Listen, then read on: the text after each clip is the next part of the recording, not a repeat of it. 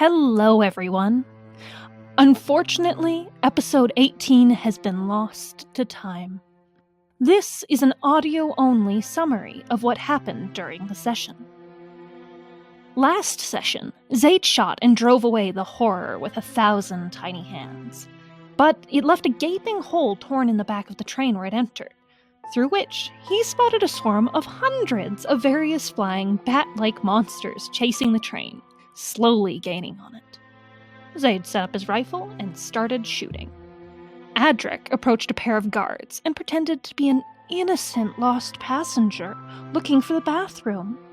He knew that Hicks and Grine were somewhere up ahead and was hoping that the guards would escort him further down the train. They did, bringing him all the way past the cargo train cars they were targeting and into the passenger cars. There, he finally convinced them to leave him while he looked for his crewmates. Unfortunately, Hicks and Grine were further back, having tried to get past that same pair of guards by magnetically traversing under the train. After getting hit by a few too many run-over monster corpses, they climbed back up, were seen by the guards, released a bunch of smoke as a distraction, and ran back to Zayd, who quickly shot the pursuing guards after having dealt with the swarm of bat creatures. After that, it was a simple matter of disconnecting the train car after Adric returned, and unloading the cargo alongside the vultures. A big payoff. As soon as they arrived home, a heavily wounded Sitara was waiting in Adric's room. Furious from something to do with his previous request to attack the Hull warehouse? In response to her aggression over the death of all of her sisters, Adric ordered her out of his room, which of course Sitara took very well. Zayd barged into the room to see the two fighting, Adric having been bitten several times by Sitara's shark teeth and getting infected with demon blood. So Zayd shot Sitara a couple of times more. After some severe wounds to both of them, Sitara lay dead on the ground. Grine, knowing that they needed to fix this situation, immediately carried Sitara's body to the carriage and headed over to Skurlock's manor alongside Adric. Upon delivery of her body to Skurlock, he revealed that, due to their unique bond, he could resurrect her, and that doing so would cost him much, but would give him leverage over her. Still, remuneration was required, and seeing that they could kill a demon, Skurlock brought them into his years-long scheme to assassinate the Lord Governor. The crew eagerly accepted, and Skurlock would call on them when the time was right. Yet, there was even more bad news. During the crew's short foray out of town, the Skovlander revolutionaries struck at Strangford Manor alongside the morning shift. Sneaking into the manor, empty even of staff, they discovered too late that the basement contained open barrels of heart calm, the sleeping death gas that Grine had helped develop, seeping into the air of the manor.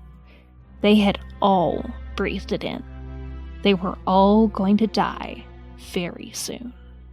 Upon learning of the situation, Zayd reached out to Melvier, who had saved his life from Heartcom almost 2 years ago.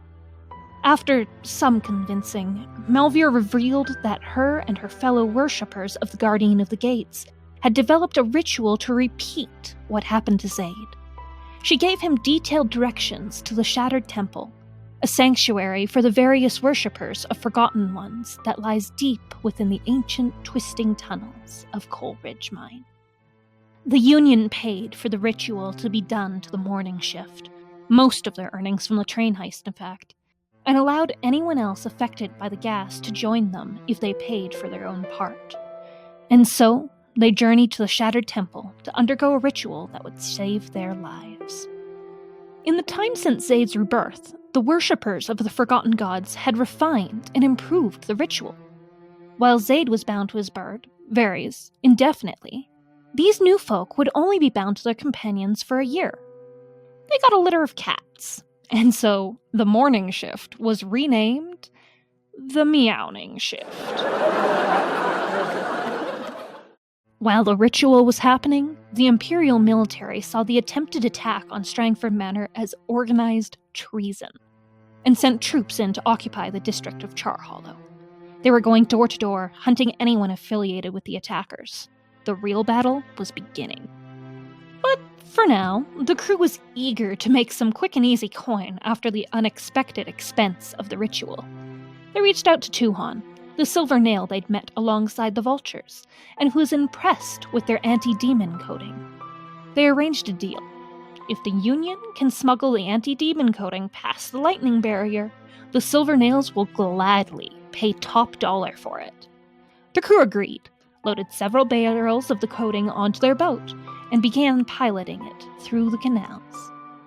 Unfortunately, as they passed by Char Hollow, they were stopped by a military vessel that demanded to come aboard for inspection.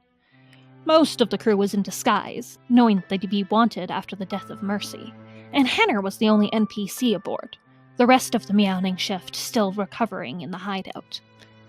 The first mate of the military ship boarded with 2 of her crewmates and started looking around, asking questions and checking faces. The crew was able to avoid or withstand their questions for a time, claiming their barrels contained perfume from Iruvia. But the first mate could tell something was up. She met Captain Grine in his office and demanded a steep bribe of 4 coin, or else she would turn everything upside down looking for what they were hiding. And they both had better things to do than that. Grine agreed, not the surface, offering to pay her in barrels of perfume. But he used his new ghost and machine ability to move the barrels and inanimate objects around with his mind, yelling that there must be a ghost infecting the ship. As the first mate called to her ship for them to get the Whisper, Zaid and Adric panicked. They knew that the Whisper would easily verify that there was no ghost. So, what if there was? They both collectively attuned to the ghost field and tried to attract any nearby ghosts. They succeeded, if you can call it that. The ghost of Ulf Ironborn appeared, seeking vengeance upon the Union alongside several more ghosts that followed him. And that was the end of episode 18. I hope you enjoyed the recap, and episode 19 picks up from there. Thank you all for watching this series. At the time I'm doing this recap, we just finished the campaign finale, and it was fantastic.